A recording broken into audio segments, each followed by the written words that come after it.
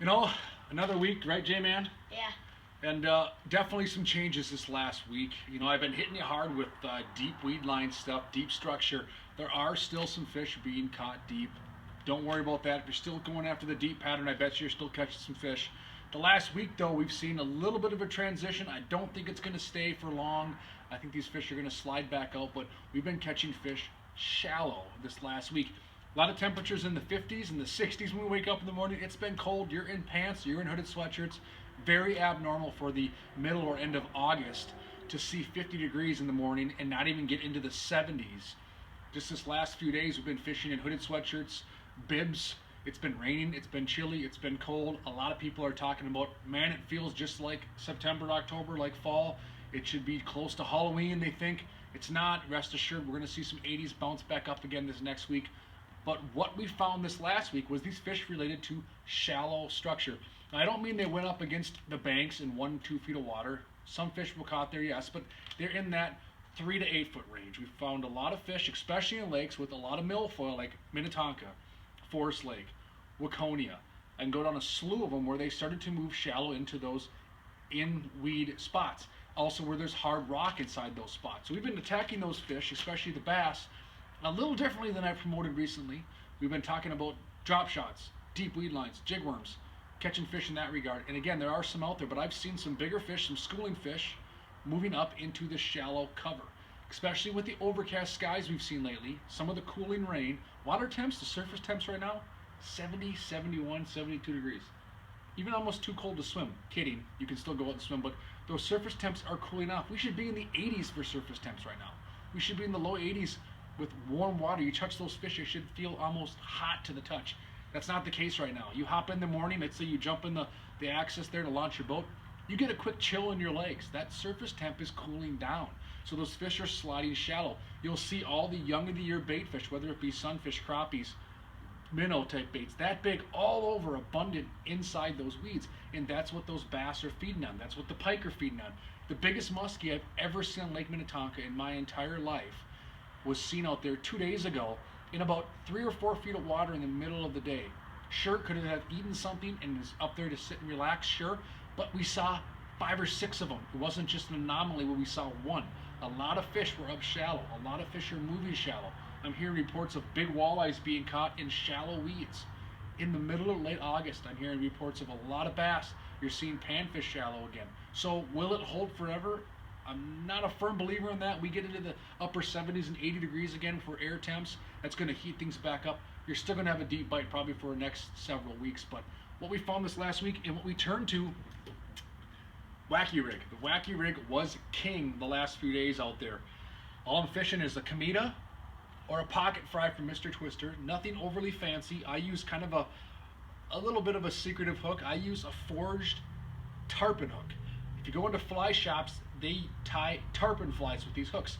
And a lot of people are shocked by the hook I'm using because you can't find it in your traditional bass section. You have to go into a fly shop, and it's a hook by Gamakatsu. It's a forged tarpon hook. You cannot break these. One excellent thing about them is when you hook a fish, guess what? It rarely comes off. Some negatives, if you so happen to hook a dock, a piece of structure, it's not bending out. You're probably going to have to break your line. But my hooking percentage is really strong with this. It's a little heavier than your thin wire hook, so it's almost act as if it has a little bit of weight to it. For me, that gives me the perfect fall. A 1, a 2 size hook, that sort of thing. You got that Kamita. It's about a 1 second a foot fall rate. Perfect for those weeds. The weeds are starting to sparse up a little bit on the shallow spots. So I can go and fish cover with this. I can skip a dock, or I can fish in 8 feet of water. One good bite lately is to let that bait count down. You're on that outside, I should say not deep outside wheel line, but that 6, 7, 8 foot range where it starts to kind of scatter out and you can see some pockets. Pitch the pockets, painfully slow. Feed it line, let that bait drop all the way down there. Feed it line, let that bait drop all the way down to the bottom and just twitch it.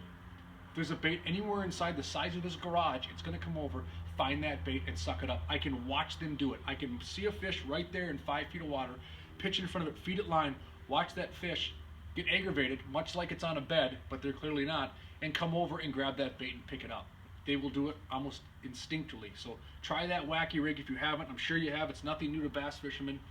Otherwise, if you are fishing weed lines, I've been fishing more of a dead stick approach. I've been fishing a mushroom style head with a Kamita bit down. A lot of people call this a Ned rig. It's just a small 2, 3, 4 inch presentation, nothing fancy, and I'm just kind of working that bottom, little hops, working that bottom. If I know where fish are there, and you get some of these cooler conditions, I'll come through with like this a little more of a finesse approach jig worm, and I'll just hop it right along that bottom. Some of these fish you might have saw in a recent post are burping up crawdads. We saw that. They're burping up crayfish. They're eating fish right off the bottom, and they're not necessarily chasing these things. Crayfish are just getting kind of picked up by these big bass. You're just kind of hopping that along the bottom to get those fish to go. So 2 quick approaches for bass fishing. The pike, you can't keep them off spinnerbaits. And Jack caught some off on chatterbait. We lost a couple chatterbaits to pike. But the pike, they are crushing spinnerbaits. If you want to catch a pike right now and have fun with the kids, put a white or chartreuse spinnerbait on, half ounce, and get on those weeds and just slow roll it right back to the boat. Just enough to feel those blades pump, and those pike are eating it. They are crushing it. Whether it's a 2-pounder or a 10-pounder, they're in that 4 to 10 foot range. Guys and gals are still getting them trolling crankbaits on deep weed lines, but the last several times out, you can't even throw a spinnerbait or a chatterbait in the weeds without getting bit by pike one after another. They seem to be leaving the wacky rigs alone, although we have caught a few.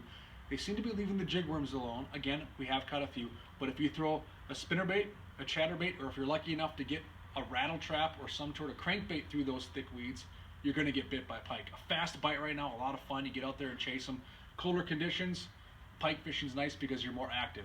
You're casting, you're reeling, especially if I'm taking Jack out, he can be out there actively catching fish and casting and chasing down the species and putting bends in the rod. So a lot going on. We're seeing panfish still up in those weeds. But again, if you want to start focusing on that near weed line, maybe not as deep as 18 to 25, if you're struggling out there, start by moving up into 8 to 15, see what your confidence is. If you're catching some fish there, by all means stick it out. If you want to make another move, go into that 3 to 8, play around in the weeds. I'm telling you, there's fish there right now. We're catching plenty of them. We had 47 fish in one day the other day, bass, fishing that 3 to 8 foot range with some nice ones mixed in. So try that if you haven't already. I'm predicting more warm temps ahead of us if the forecast is true. Not that I'm giving the weatherman that much credit.